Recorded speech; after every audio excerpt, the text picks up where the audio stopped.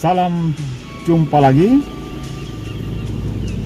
Pada hari Valentine Day ini, saya ingin membagikan sebuah kisah nyata yang diceritakan, yang dikisahkan oleh Profesor Dr.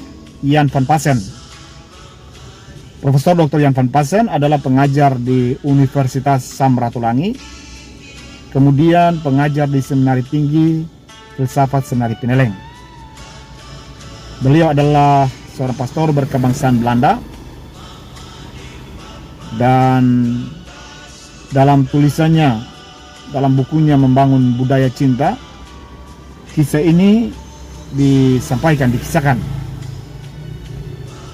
Profesor menulis bahwa kisah ini adalah kisah nyata yang terjadi di Belanda. Ada seorang penjual susu segar yang setiap hari menjual susu segar itu dari rumah ke rumah atau dari pelanggan ke pelanggan.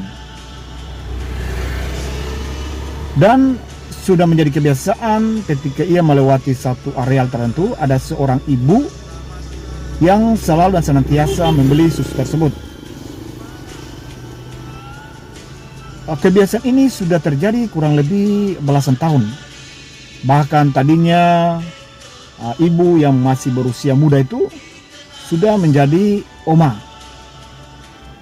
Suatu saat ketika penjual susu tersebut melewati areal tersebut, dia tidak menemukan ibu yang biasanya keluar untuk membeli susu.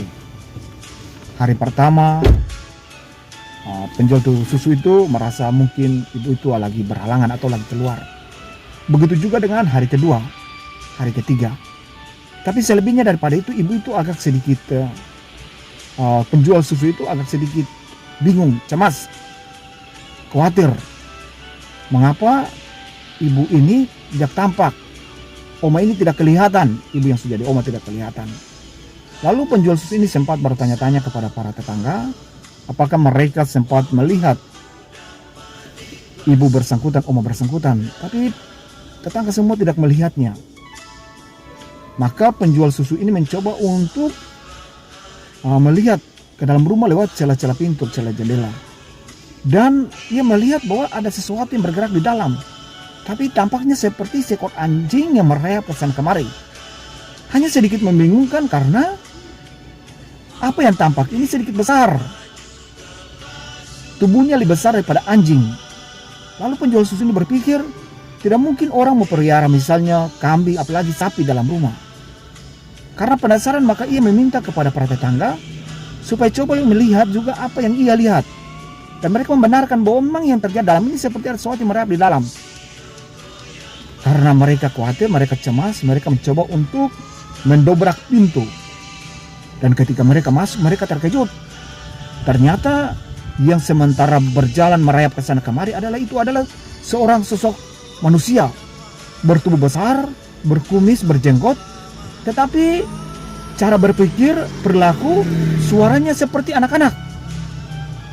Maka mereka sedikit penasaran, lalu mencoba untuk masuk ke dalam kamar.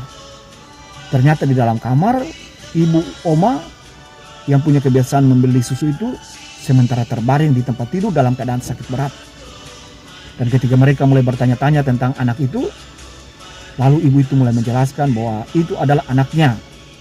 Tetapi memang dari sejak lahir, sejak masih anak-anak, ibu ini karena terlalu mencintai anaknya, sehingga ia khawatir besok lusa nanti anak itu setelah besar nanti meninggalkannya ia seorang diri, maka ia selalu dan senantiasa memperlakukan anak itu seperti seorang anak.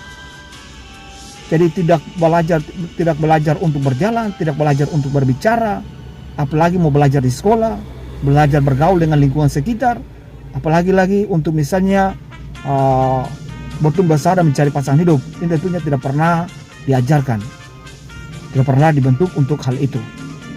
Sehingga anak ini walaupun sudah dewasa, sudah besar, umurnya sudah puluhan tahun, tapi perilakunya seperti anak-anak.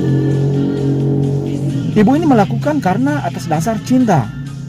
Tapi pertanyaan, apakah cinta yang seperti ini yang diharapkan? Cinta itu harus menghidupkan. Cinta itu harus membuat orang menjadi besar.